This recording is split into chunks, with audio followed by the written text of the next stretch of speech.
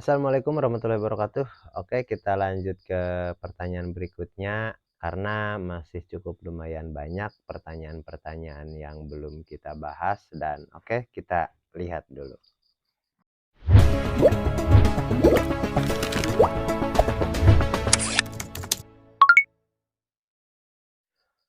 Oke sahabat, ini ada pertanyaan yaitu dari Mas Jainul. Bang, kolam saya ukuran 3 kali 6, tebar bibit 3.500 ekor. Warna kolam berubah-ubah.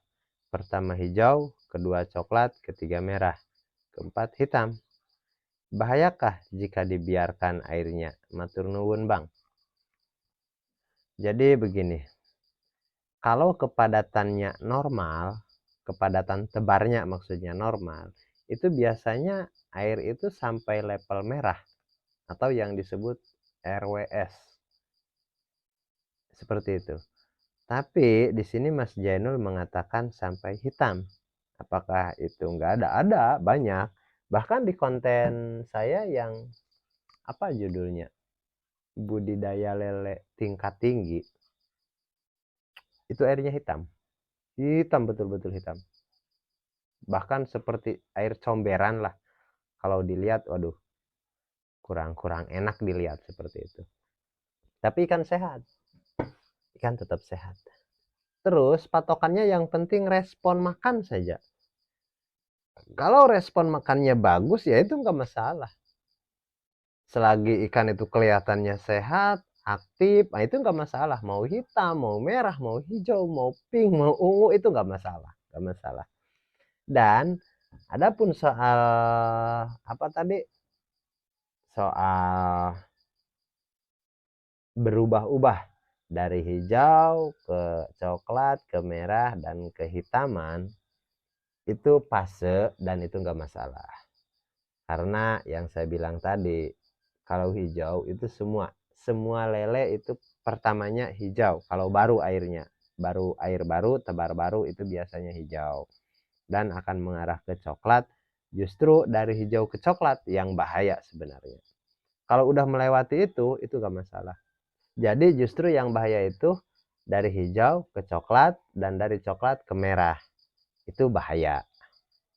Terus yang itu udah dilewati, udah merah, itu udah aman. Terus dari merah ke hitam, gimana? Nah, itu nggak masalah, biasanya begitu. Karena kalaupun yang umumnya merah, yang ini hitam, sebenarnya dari kepadatan tebar. Karena di sini disebutkan 3 kali 6, 3.500, itu memang cukup padat, cukup padat. Meskipun nggak super padat, cuman kalau sampai panen itu cukup padat, apalagi kalau airnya nggak sampai 1 meter seperti itu. Tapi kalau airnya 1 meter, saya pikir 3 kali 6 3.500 nggak sampai hitam sih.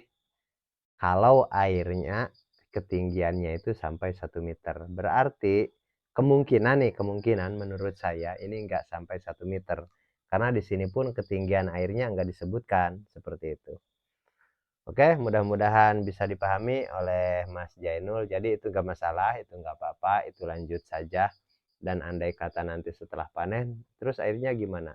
Kalaupun mau dibuang, boleh kalau ada punya cadangan air banyak. Kalaupun kita mau pakai lagi, sebaiknya endapkan dulu. Setelah itu kita ambil yang bersihnya, seperti itu. Oke, kita lanjut ke pertanyaan berikutnya. Ini dari Mas Sutrisno. Oke, ini dari Mas Sutrisno lagi. Kalau sistem kocor full 24 jam, airnya kenceng, yang ideal TDS dan pH berapa, Kang? Soalnya teman-teman Pare, Kediri, dan sekitarnya pakainya sistem kayak gitu. Dan tebarnya gila padat. Padat banget. Sedangkan saya pakai sistem kayak mereka, ikan mabok. Akhirnya saya pakai kocor full 24 jam. Tapi lewat tandon dulu. Jadi yang saya pahami di sini pertanyaan Mas Trisno ini soal TDS dan pH. karena membandingkan dengan sahabat yang lain yang ada di Kediri dan sekitarnya pakainya sistem kocor kayak gitu, tebarnya gila padat katanya. Oke, jadi begini, kocor itu sebenarnya tergantung debit air. Kalau soal TDS itu ini menurut pengalaman saya di lapangan, semua yang saya bina TDS itu nggak ada yang di bawah 200, nggak ada. Untuk daerah sini loh, daerah-daerah satu, ya bisa dikatakan satu kecamatan lah. Karena kalau dibilang satu kabupaten, ada juga di kabupaten yang ujung sana agak bukit, itu agak sedikit rendah. Tapi kalau untuk di daerah Payau itu nggak ada, jangankan 200, 300 pun nggak ada, mesti lebih dari 300, dan itu bisa full padat. Karena sepadat apapun yang saya dapati di media ataupun yang saya langsung kunjungi sahabat-sahabat kita yang senior, itu nggak ada yang lebih daripada 4 meter kali 6 itu 10.000 ekor dan 1 ton, itu nggak ada. Belum saya dapati, mungkin saya kurang jauh mungkin, tapi kesimpulannya begini, kalaupun kita bisa tebar 4 meter kali 6 satu bak 4 meter kali 6 mananya 24 kubik, bisa panen 1 ton, itu luar biasa itu luar biasa itu luar biasa. Jadi tapi itu menitik beratkan kepada kocor. Meskipun full 24 jam, kalau kocornya kecil, debit airnya kecil, ya kurang maksimal kalau mau kocor seperti itu. Dan kocor itu minimal 20% per 24 jam, itu pun minimal. Seharusnya kalau mau padat lagi itu harus lebih besar lagi debit airnya, seperti itu. Jadi kesimpulannya untuk Mas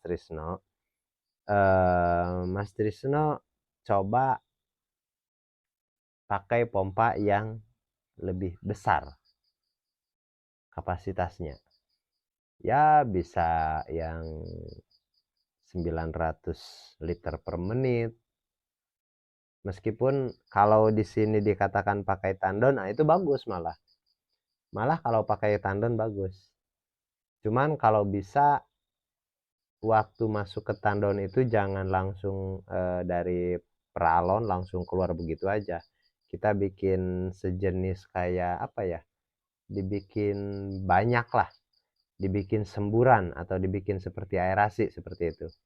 Di paralon dibolongin banyak supaya teroksidasi dan zat-zat padat terlarutnya supaya terurai, maupun zat besi, zat kapur, mangan dan lain sebagainya itu akan terurai dengan cara oksidasi seperti itu.